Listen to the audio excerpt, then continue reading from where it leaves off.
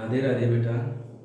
बेटा आज हम रिवीजन के तौर पर हम जो पहला टॉपिक करेंगे वो हमारे पास होगा डायमेंशनल एनालिसिस। तो इसको हम स्टेप वाइज आगे फर्दर स्टडी करेंगे। तो इसमें सबसे पहले जो चीज़ें यूज होंगी वो हमारे पास है फंडामेंटल क्वांटिटीज़ और उनकी यूनिट्स। तो आप लोगों को पता है बेटा, कोई भी फिजिकल क्वांटिटी है उसको हम टू कैटेगरीज के अंदर डिवाइड करते हैं। तो सबसे पहली जो कैटेगरी होती है वो होती है बेस क्वांटिटीज यानी फंडामेंटल क्वांटिटीज, और उनसे हम कुछ नया बनाते हैं जिसको हम नाम देते हैं ड्राइव्ड क्वांटिटीज। तो जो बेस क्वांटिटीज है हमारे पास, तो बेस क्वांटिटीज जनरली हम 7 टाइप से कंसीडर करते हैं कि हमारे पास 7 टाइप ऑफ बेस क्वांटिटीज हैं, जिनमें हमारे पास mass, length, time, temperature, luminous intensity, electric current, amount of substance. यहाँ पर हमने यूनिट भी लिखी है इसकी और उनके सिंबल्स, और इनसे हम कुछ नया बनाते हैं, नई फिजिकल क्वांटिटी इजाद करते हैं, तो उसको हम नाम देते हैं ड्राइव्ड फिजिकल क्वांटिटी। जैसे कि भाई हम एग्जाम्पल के तौर पर कहें कि लेंथ और टाइम दोनों को मिला के कोई नई क्वांटिटी हमारे पास है, वह बिल्कुल है। और वो नई क्वांटिटी हमारे पास क्या होगी बेटा? वेलोसिटी। यानी वेलोसिटी क्या फॉर्मूला होता है? Displacement upon time. डिस्प्लेसमेंट यानी एक प्रकार से लेंथ है ना, और टाइम। तो लेंथ और टाइम दोनों क्या है? बेस क्वांटिटीज है, और इनका यूज करके हमने एक नई फिजिकल क्वांटिटी बनाई है जिसको हम बोलते हैं ड्राइव्ड फिजिकल क्वांटिटी। तो बेटा ये चीजें बेसिक थी।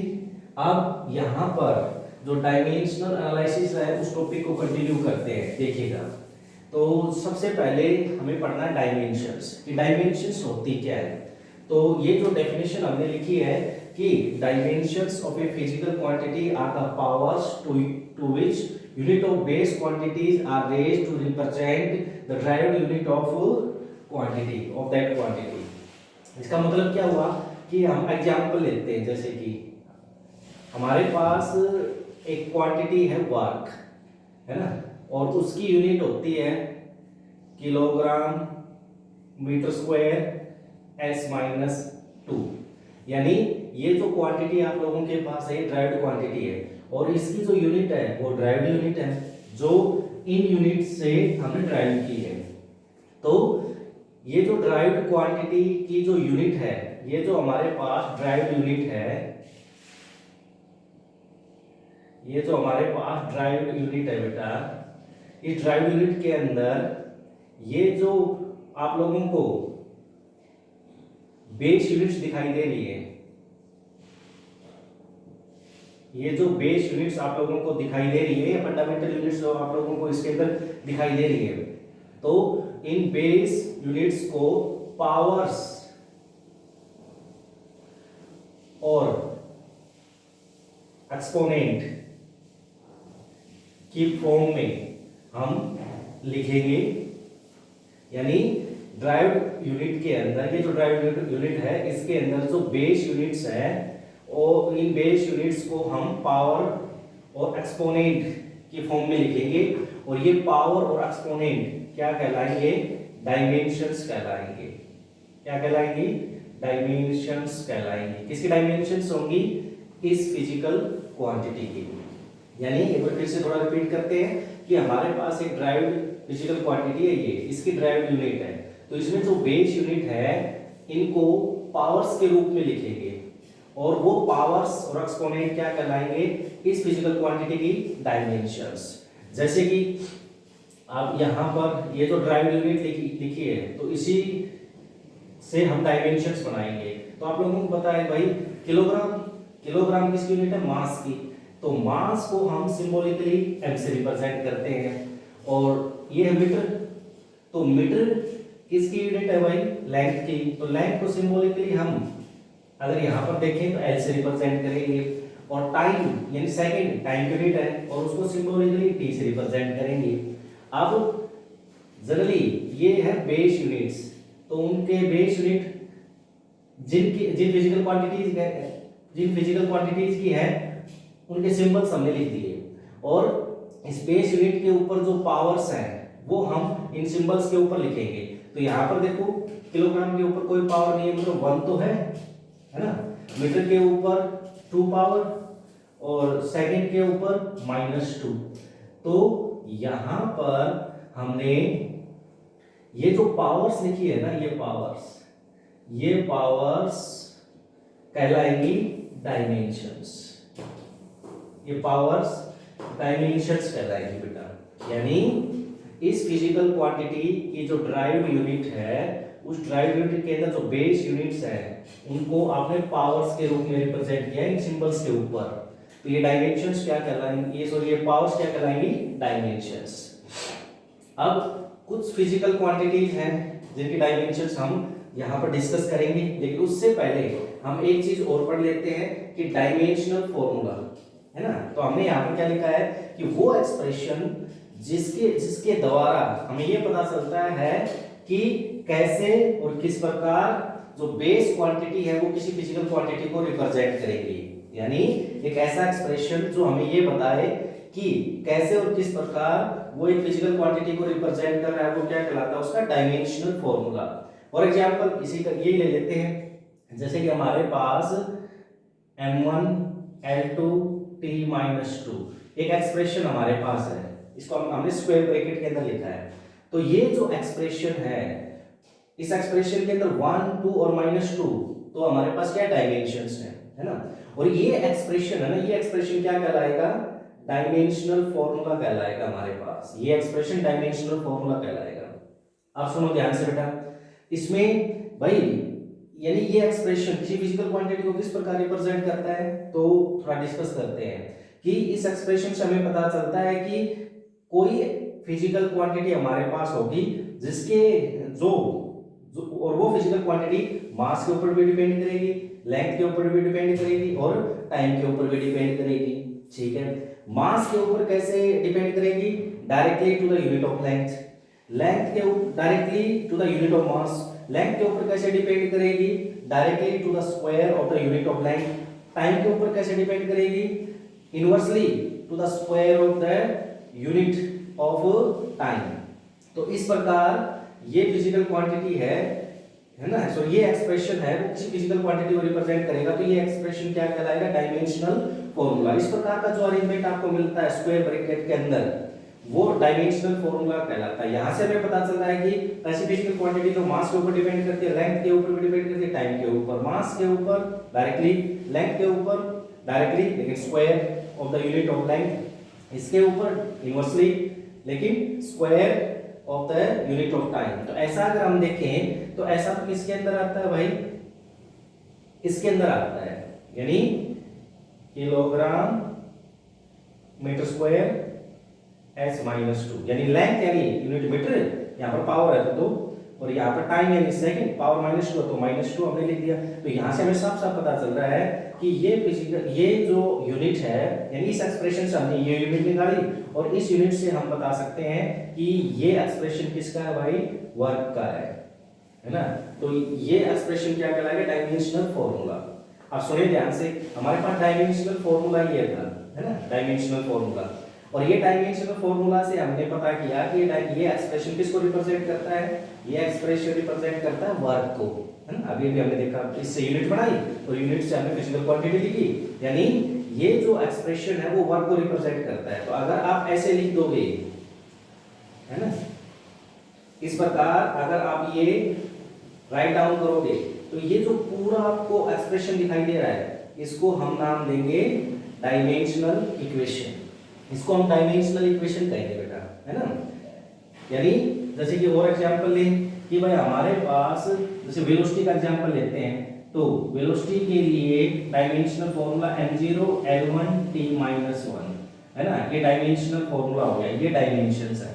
और वेलोसिटी का है तो हम इसके आगे लिख देते हैं वेलोसिटी। तो ये हमारे पास क्या बन जाती है, डायमेंशनल इक्वेशन, है ना।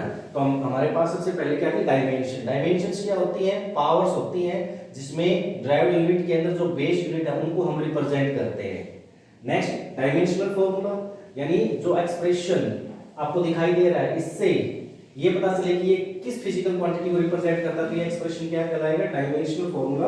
और डायमेंशनल इक्वेशन क्या होंगी, बोला कि जिस ये जो एक्सप्रेशन है जिस फिजिकल क्वांटिटी का है उसके बराबर लिख देंगे, तो ये एक्सप्रेशन इस फिजिकल क्वांटिटी का है, तो ये क्या कहलाएगी, डायमेंशनल इक्वेशन। अब क्वांटिटीज हैं वो हमारे पास कितने प्रकार की होती है बेटा, तो क्वांटिटीज जनरली 4 टाइप की हमारे पास होती है। कौन कौन सी 4 टाइप की होती हैं वो देखिएगा।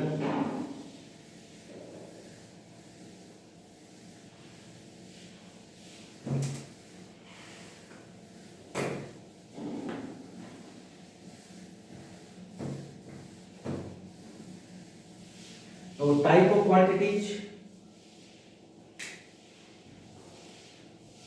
तो 4 टाइप ऑफ क्वांटिटीज होती है भाई, यानी टाइप्स ऑफ क्वांटिटीज। तो 4 टाइप्स ऑफ क्वांटिटीज होती हैं। कौन कौन से 4 टाइप होती है बेटा उसकी, क्वांटिटीज की, फिजिकल क्वांटिटीज की। तो सबसे पहले हम लेके चलते हैं बेटा डायमेंशनल कांस्टेंट, फिर डायमेंशनल वेरिएबल, फिर डायमेंशनलेस कांस्टेंट और फिर डायमेंशनलेस वेरिएबल। तो ये 4 टाइप ऑफ फिजिकल क्वांटिटीज हम स्टडी करते हैं। तो सबसे पहले हमारे पास है डायमेंशनल कांस्टेंट। नाम से पता चल रहा है ऐसी physical quantity possess dimensions,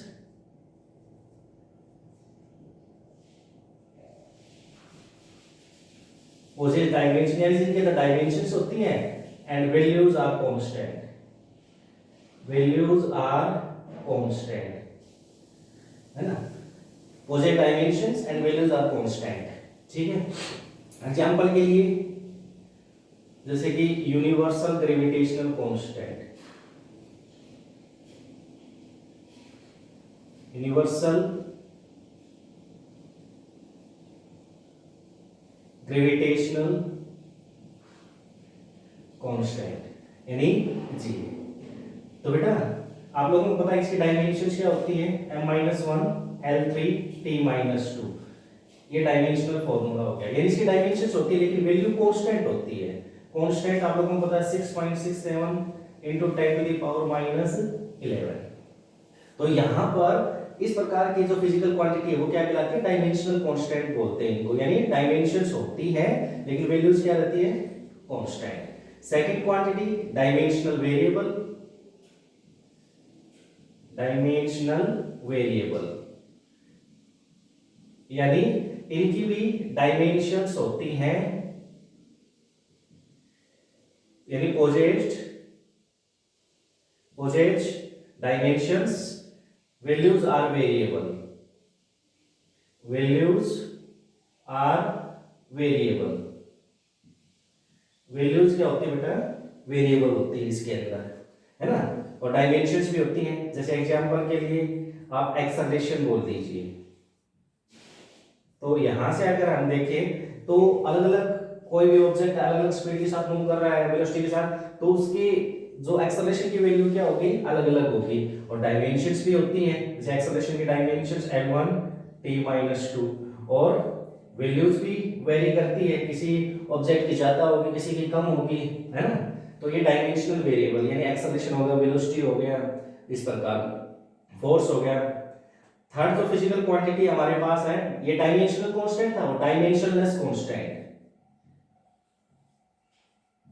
dimensionless constant यानी इसमें डायमेंशंस तो होंगी, possess dimensions, but values are constant, values are constant, है ना। यानी डायमेंशंस रखेंगे वो फिजिकल क्वांटिटी लेकिन values, so dimension doesn't possess dimensions, dimensionless मतलब डायमेंशंस नहीं होंगी, तो doesn't possess dimensions but values are constant. जैसे कि एग्जांपल के लिए पाई, आपको पता है भाई इसकी डायमेंशंस नहीं होती हैं, है ना, लेकिन वैल्यू कांस्टेंट है 3.14। जैसे कि एंगल, है ना, जैसे कि साइन थीटा किसके इक्वल होता है भाई, परपेंडिकुलर अपॉन हाइपोटेन्यूज, यानी परपेंडिकुलर अपॉन हाइपोटेन्यूज, यानी डायमेंशंस इसकी नहीं होंगी, है ना, और वैल्यू लगभग क्या हो जाएगी, कांस्टेंट हो जाएगी, है ना, तो वैल्यूज आर कांस्टेंट।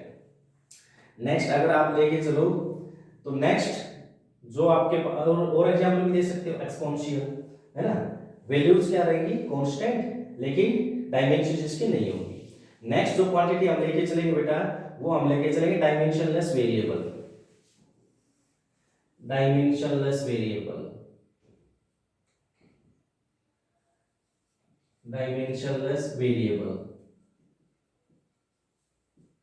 यानी doesn't possess dimensions, does not possess dimensions, or values are variable, values are variable, मतलब इनकी डायमेंशंस नहीं होंगी लेकिन वैल्यूज क्या करेगी, वेरी करेगी।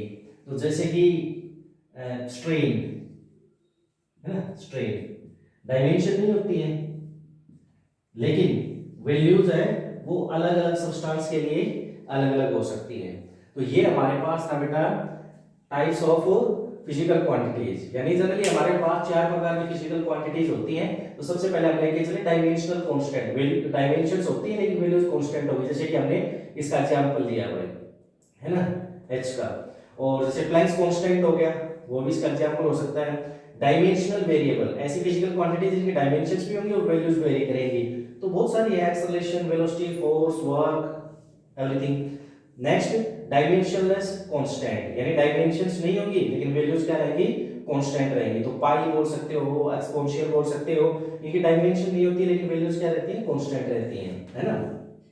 नेक्स्ट हमारे पास क्या है, डायमेंशनलेस वेरिएबल, तो डायमेंशन नहीं होंगी लेकिन वैल्यूज वेरी करेंगी। जैसे हमारे पास एग्जांपल होता है स्ट्रेन का, है ना, तो स्ट्रेन की डायमेंशन नहीं होती है क्योंकि change in configuration upon original configuration, ना यूनिट ना डायमेंशन, लेकिन वैल्यूज क्या करेंगी, वेरी करेंगी बेटा यहाँ पर।